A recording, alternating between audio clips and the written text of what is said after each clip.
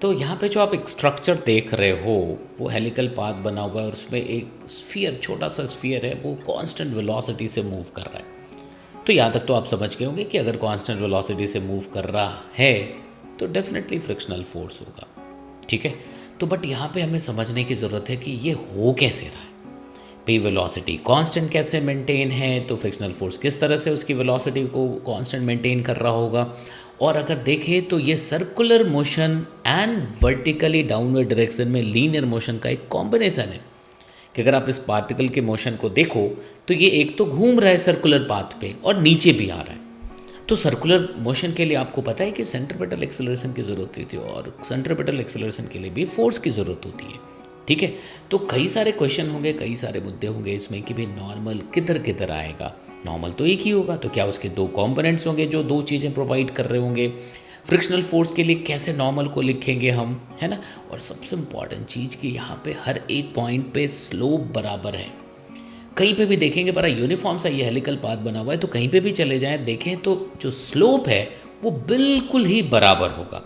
तो सबसे पहले तो हम स्लोप कैलकुलेट करेंगे, ठीक है, फिर उसके बाद आगे बढ़ेंगे। ओके, तो काफ़ी दिनों बाद इस वीडियो के साथ मैं आया हूँ, तो शेयर लाइक ज़रूर कर दीजिएगा। कमेंट का हमेशा ही हमें इंतज़ार रहता है, तो ज़रूर कर दीजिएगा। एंड अगर अभी तक आपने सब्सक्राइब नहीं किया तो प्लीज़ सब्सक्राइब करके बेल आइकन दबा दीजिएगा। ठीक है, तो सबसे पहले मैं आपको बताता हूँ स्लोप देन कैसे कैसे क्या फोर्सेस आ रहे हैं। तो आप अपनी तरफ से एक बार कोशिश करिएगा तो ज़रूर समझ आएगा। एक बहुत बढ़िया सा अरेंजमेंट है क्वेश्चन के हिसाब से, पोटेंशियल अरेंजमेंट है। ठीक है, ओके। तो अब आगे बढ़ते हैं और यहाँ पे सबसे पहले तो हमें यहाँ पे इस लाइन की स्लोप पता करने की ज़रूरत है जहाँ पे ये बॉल चल रहा है, जिस भी ग्रूव के अंदर चल रहा है बॉस। ठीक है, तो स्लोप हर टाइम पे अगर इस पूरे वायर को सीधा किया जाए, पूरे वायर को सीधा किया जाए तो एक स्ट्रेट लाइन दिखेगा ये बिल्कुल, है ना। बिना वायर के ओरिएंटेशन को चेंज किए अगर इसको बिल्कुल ओपन किया जाए, मतलब देखो बिल्कुल यूनिफॉर्मली ये कहते हैं ना मुड़ा हुआ है, तो मतलब दो टर्न के बीच जो सेपरेशन दिख रहा है आपको वो बहुत ही यूनिफॉर्म होगा। अगर आप यहाँ पे देखो तो ये, ठीक है, ये बिल्कुल यूनिफॉर्म होगा। तो अगर हमने दो टर्न्स के बीच की हाइट अगर h लिख दी तो सबसे पहले हम h के टर्म्स में स्लोप कैलकुलेट करेंगे कि अगर h गिवन हो, ठीक है, और जो रेडियस बना है यहाँ पे और जो सर्कुलर जो स्ट्रक्चर बन रहा है उसका जो रेडियस बना होगा, अगर ये देखना है हमें, ये देखो ऐसा लूप बना होगा। ठीक है, तो अगर आप यहाँ पे देखेंगे तो रेडियस अगर r गिवन हो, ठीक है, सपोज यहाँ से ये रेडियस r दे दिया हमें, तो we have radius and separation between two consecutive loops. तो अब अगर यहाँ से देखो, अगर इसको ओपन करें, ओपन करने का मतलब इसको मैं यहाँ से कट करूँ और यहाँ से कट कर दूँ और इस वायर को बिल्कुल इसी तरह से सीधा करूँ, तो मैं आपको बता सकता हूँ कि ये छोटा पार्ट दिखेगा बट दिखेगा बिल्कुल उसी स्लोप पे। ठीक है, बिल्कुल उसी स्लोप पे दिखेगा।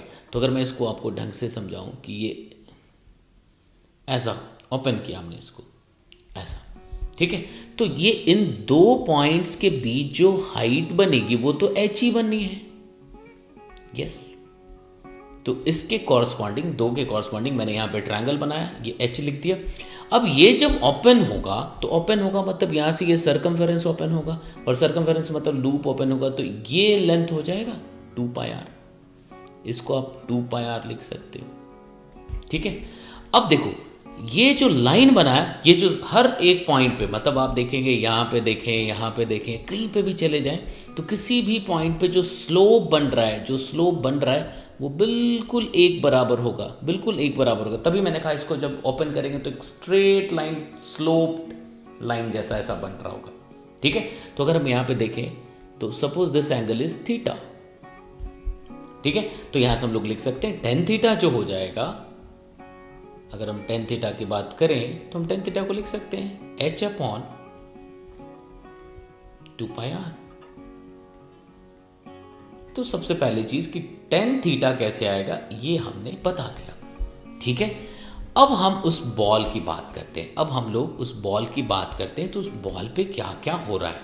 अब अगर मान लो कि ऐसा कह दिया क्वेश्चन कि ball is moving with constant velocity, तो अगर यहाँ पे देखो ये कांस्टेंट वेलोसिटी से मूव कर रहा है तो किसी एक पॉइंट पे, तो मैंने यहाँ पे सोचा कि कभी किसी पॉइंट पे बॉल यहाँ था, ठीक है, तो कांस्टेंट वेलोसिटी से चल रहा है, लेकिन इस पे एक फोर्स तो नीचे लग रहा है, इस पे एक फोर्स बिल्कुल नीचे लग रहा होगा, जिसको हम mg लिख सकते हैं। और ये थीटा हमें पता लग चुका है। अगर हम थीटा की बात करें तो थीटा हमें पता चल चुका है, तो थीटा से रिलेटेड जो भी चीज़ें निकालनी हो, हम बिल्कुल, हमारे पास सारे चॉइसेस अवेलेबल हैं। तो देखो, अलोंग द प्लेन ग्रुप में ही ये स्लाइड कर रहा है, तो भाई mg का एक कंपोनेंट आएगा which is mg sine theta. अब देखिए, mg साइन थीटा को बैलेंस करने के लिए डेफिनेटली इसके पास फ्रिक्शनल फोर्स है जो बैकवर्ड डायरेक्शन में आ रहा है। और अगर हमने coefficient of kinetic friction mu लिख दिया and normal contact force between ball and the path n लिख दिया, तो ये म्यू n हो जाना चाहिए। अब अगर मैं यहाँ से कहूँ आपसे कि भाई n किधर किधर आ रहा है, तो थोड़ा सा केयरफुल रहने की ज़रूरत पड़ेगी, थोड़ा सा केयरफुल रहने की ज़रूरत पड़ेगी। यूँ कि आप कह सकते हो कि भाई mg का एक कॉम्पोनेंट इधर भी आ रहा होगा, जिसको हम mg cos थीटा लिख सकते हैं, ठीक है।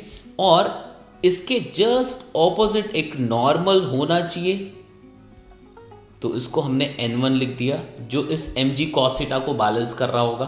तो mg cos थीटा, देखो ये n और n1 हमने अलग रखा है, मैं भी समझा रहा हूं कि ऐसा क्यों लिखा है हमने। तो एक n1 मतलब एक्चुअल नॉर्मल का एक कंपोनेंट होगा which is balancing the mg cos theta. तो भाई हम एक इक्वेशन तो लिख सकते हैं कि this n1 should be equal to mg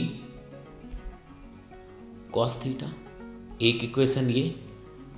भाई अगर मैं कह दूं कि अभी इस मोमेंट पे इसकी वेलोसिटी v हो गई और v कांस्टेंट है, मतलब मैग्नीट्यूड ऑफ वेलोसिटी अगर कांस्टेंट है, तो आप तुरंत कह दोगे कि भाई साहब mg साइन थीटा जो है वो म्यू n के बराबर होना चाहिए, वो म्यू n के बराबर होना चाहिए। बिल्कुल ठीक है, यहां तक तो बातें समझ आ गई। अगला जो पॉइंट है वो बहुत इंपॉर्टेंट है। बहुत इंपॉर्टेंट ये हो गया कि ये सर्कुलर पाथ पे भी घूम रहा है, ये सर्कुलर पाथ पे भी घूम रहा है, देखना। और सर्कुलर पाथ की अगर हम बात करें तो देखो, इसकी जो वेलोसिटी थी, अगर हम यहां से देखें तो अलोंग दिस लाइन v है ना, तो v का एक कंपोनेंट आएगा।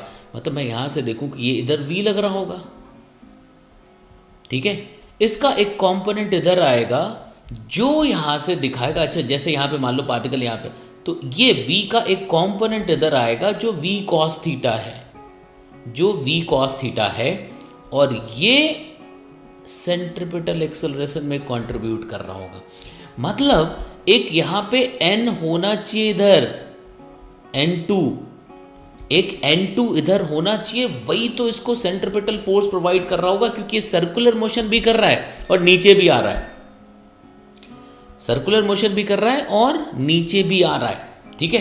तो यहां पे हम क्या लिखेंगे, this n2 should be equal to m v cos theta का स्क्वायर अपॉन r लिख सकते हैं। अब आप कहोगे कि नॉर्मल कोई एक था, ठीक है, जिसके ये दो कंपोनेंट्स थे, मतलब एक इधर और एक बिल्कुल इसके परपेंडिकुलर इधर अंदर की तरफ n2।